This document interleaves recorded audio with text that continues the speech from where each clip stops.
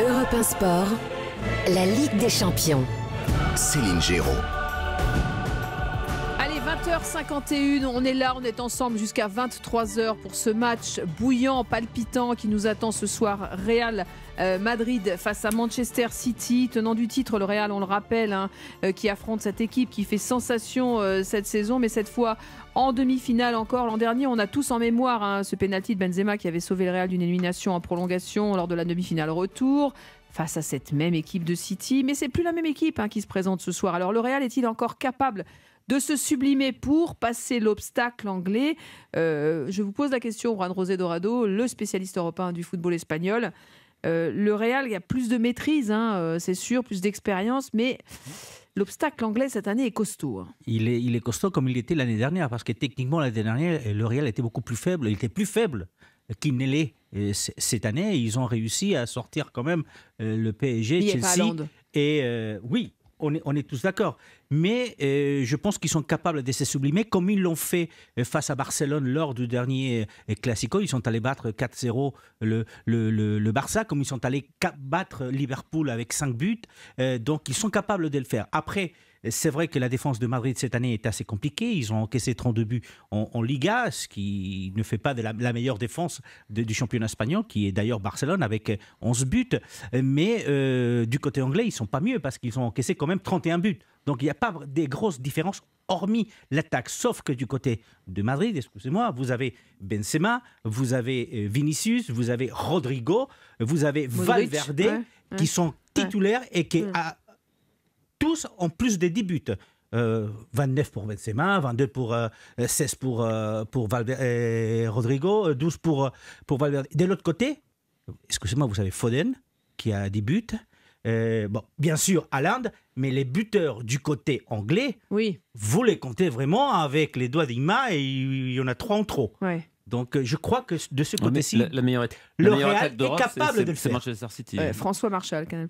Comment ? La meilleure attaque d'Europe, c'est Manchester City. Sans aucun doute. Mais du côté du Real, vous avez aujourd'hui sur le terrain 4 joueurs capables de marquer à n'importe quel moment. Oh, pareil du côté des City, si vous voulez. Mais c'est surtout Haaland qui marque du côté des City. Il cristallise l'attention, forcément. C'est Foden avec 10 ou 11 buts uniquement cette saison. Donc il y a quand même une attaque du côté du Real qui est quand même assez impressionnant s'ils sont dans une bonne journée. Et qui sera privé de Militao, le Real, ce soir. C'est dur, par contre. Ça, c'est François Marchal, est-ce que, selon vous, le Real peut renverser City ce soir et dans cette demi-finale? Moi, je trouve que le Real est meilleur que la saison dernière. En tout cas, en Ligue des Champions, c'est plus consistant. Il y a cette science de ces rendez-vous. Il y a cette assurance dans ces matchs de Ligue des Champions. Mais City, c'est encore plus fort que la saison dernière aussi. Il y a bien sûr l'intégration réussie d'Erling Haaland dans ce collectif qui me semble toujours plus fluide, toujours mieux animé. Il y a une forme de plénitude, je trouve, à City cette saison. Ils sont dans une spirale éclatante, on va le rappeler, parce qu'ils peuvent rêver d'un triplé unique. Ils sont encore engagés sur les 3 tableaux, la Cup, le championnat et la Ligue des Champions. Oui, bien sûr. Ils peuvent encore tout gagner. Ce qui les préoccupe prioritairement, c'est la Ligue des Champions. C'est ça qui anime cette équipe cette saison. Et je pense qu'ils ont les moyens maintenant de réussir ce qu'ils n'ont pas réussi l'année dernière pour quelques secondes. Giroud, est-ce que vous qui êtes un visionnaire, qui avez vécu des grandes soirées et qui avez une vision du foot hors norme, est-ce que vous voyez le Real bousculer, en tout cas battre, surpasser Manchester ce soir? Non, je ne suis pas un pronostiqueur. J'ai ruiné tous mes amis. J'ai pas dit un pronostiqueur, j'ai dit un visionnaire. Vous avez une vision un peu, vous êtes au-dessus de la mêlée. Non, chacun a ses armes.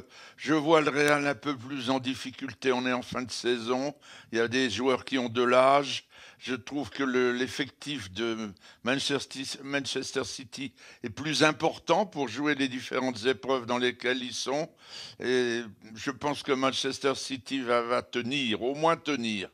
Ouais, vous pensez tenir, c'est-à-dire Bernabéu, on le rappelle, ils ont remporté leurs 6 derniers matchs de Ligue des Champions au stade Bernabéu, donc ils sont quand même plutôt costauds à domicile, le Real. Je sais, mais je les sentirais légèrement déclinants à cette période de l'année, alors que les Manchester City, ils ont ce fameux avant-centre Bon, Benzema, c'est formidable par les résultats, le nombre, etc. Mais l'autre, c'est Zorro. Hein. Ouais, c'est Zorro. Avec une crinière blonde. Jimmy Algerino. Enfin, moi, tout a été dit, mais pour moi, le facteur X, ça va être Guardiola.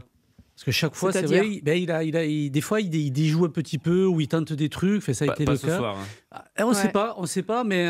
sur le 11 pas qui sur joue, le 11, mais voilà, pour moi, et on sait que Guardiola a quand même...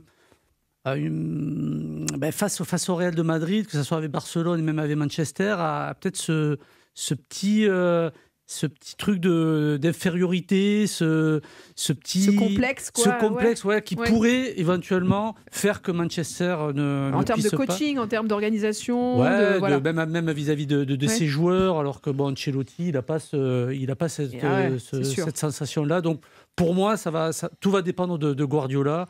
Et sur ce match-là, à l'aller, il va y avoir un match dans le match important entre les entraîneurs, c'est sûr. Juan José Dorado, ça va être bouillant aussi sur le banc de coach. D'ailleurs, parce que les deux entraîneurs se sont affrontés, je crois, 9 reprises, que ce soit quand il était en Italie, qu'il était en Espagne ou du côté d'Allemagne pour Guardiola. Mais c'est vrai qu'à chaque fois, Guardiola a commis une petite erreur ou a eu une appréhension à un moment donné. Il surjoue. On a l'impression qu'il surjoue. Donc parfois, c'est compliqué. Et c'est justement là où le Real se laisse aller, il va à fond, il ne se pose pas de questions, et souvent, comme l'année dernière, ça paye. Alors pourquoi pas cette année, même s'ils sont très fatigués, Valverde l'a dit, Vinicius a joué il y a 52 matchs, c'est le joueur qui a le plus joué du côté du Real Madrid, plus de 4000 minutes, donc c'est une équipe qui est fatiguée, avec des gens qui manquent, parce que Mendy n'est pas là depuis plusieurs semaines, et c'est un latéral dont on aurait besoin du côté du Real Madrid, même s'il y a Camavinga qui fait le boulot.